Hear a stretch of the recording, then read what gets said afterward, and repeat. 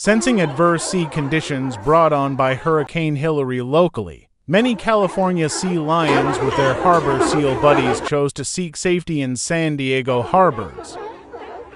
As the storm grows in size and strength, experts believe their decision to seek refuge could end up being a very smart move for these mammals. Like and subscribe for further updates on the track of Hurricane Hilary. Further updates on the safety of these beautiful sea creatures to follow in tomorrow's report.